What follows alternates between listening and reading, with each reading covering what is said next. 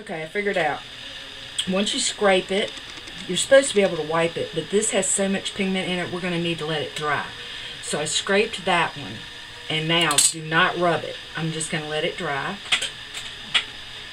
And we're going to pull this main one. Here's my main piece. And this is the part I've been scraping back in. I don't really want to get on it. So what I'm going to do is pick spots till I cover this. Okay. I think it's pretty covered. So now, this is the fun part. Messy, messy. If you can get past the mess of this, this is such an awesome technique. Okay. And like I said, you can just keep on using this. Normally, I do not use the fluid acrylics, and so that's why I wasn't sure how the pigment was going to work. But this has so much pigment in it. I put way too much paint. That's the problem. So anyway, I'm going to let this dry, and then I'll clean this up, and I'll be back. Okay, so here are some of my examples. Once that they were dried, and I took all the foam off. And here is my main piece on the watercolor paper. And I tell you, it gives you such a smooth... I guess the shaving cream must soften the paper or something. I don't know. We're going to start off using transparent yellow iron oxide over the whole thing because the real tone that I want to go for, well, this is not near enough, is soft. It's very soft. I can't wait for you to see the picture we're going to put on it. My husband's been saving me these little cups from Hardee's.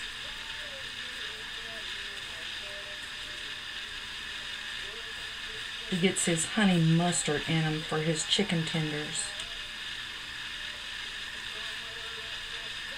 And he knows I use every little container I can find when I'm painting. We don't throw meat cartons away or anything. And at some point I probably will go over the whole thing with maybe a light coat of gesso to really tone it down, because I'm putting a face and some hands in here. Hopefully this is going to turn out. I'm not too good at hands. But this is a nice color, isn't it?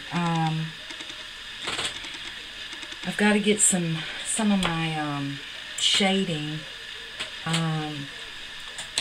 And these medias, I'm gonna tell you, this media fluid acrylic is so much pigment. It takes very, very little. Do you see that one little drop? I mean, that's simply all you need. In fact, I don't need that much. I'm going to add some water to it here, because I just need some darker areas.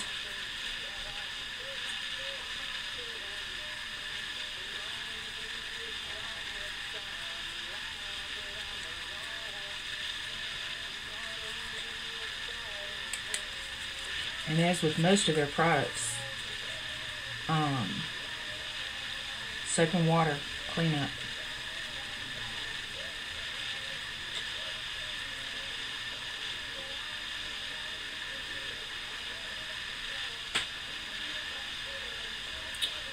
Okay.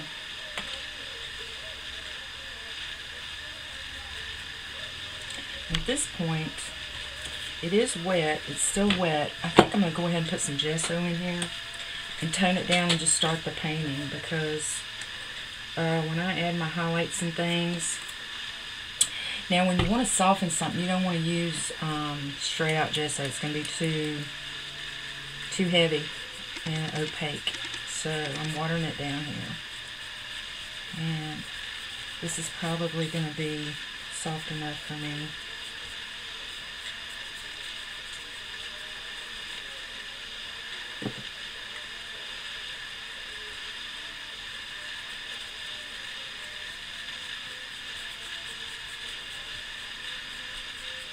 You know, this pattern kind of reminds me of an oriental. I hope you've been watching the other people's YouTube videos on this hashtag thinkpinkart, because there has been some wonderful stuff created.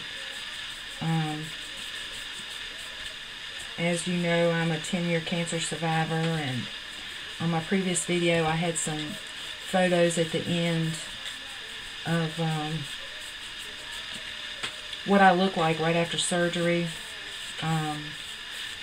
It was a rough year, but you know what? God is good. Alright, well, I'm going to need to go off camera and dry this good, and I'm going to sketch out my picture, and then I'll be back with you, okay? Okay, I wanted to show you my next step, because I have, I've sketched out her face and her hands. There's no way that I can do all of this on camera for you. What I will do is I will put in the bottom like the different media fluid acrylics I've used, and then the gesso, the names of the paints. I'll let you see, like, I've mixed up right here some of the raw sienna and the gesso to get my flesh color. So what I'm going to do, I guess, is I will paint a while, and then I think I'm going to do another technique over top of it, and then I'll come back after the camera cuts off from this, okay?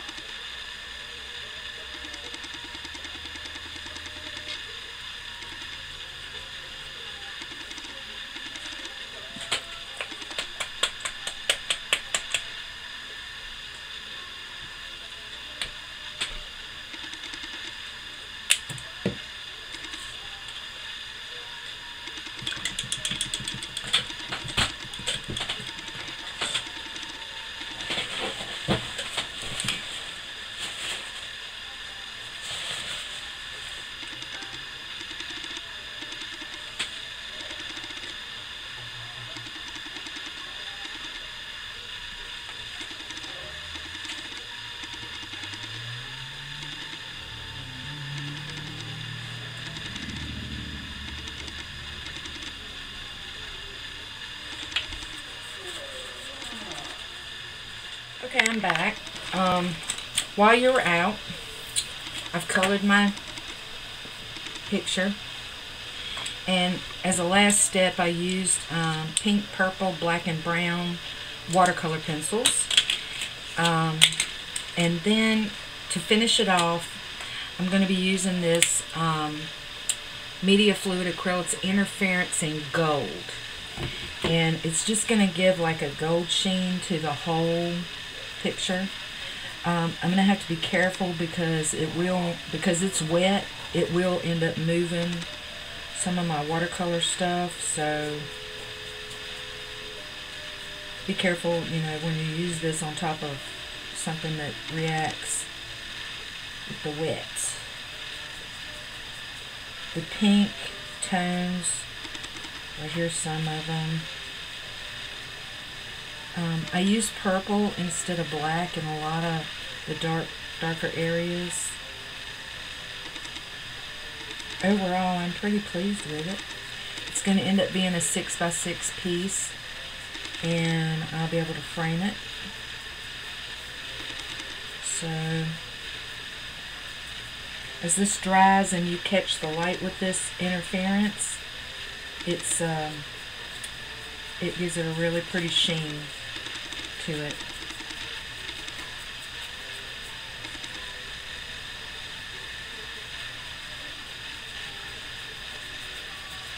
It's not moving my paint at all.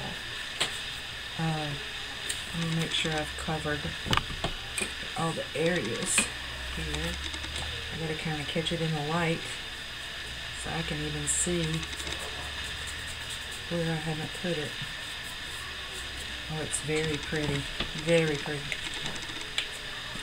Let me get a little bit more.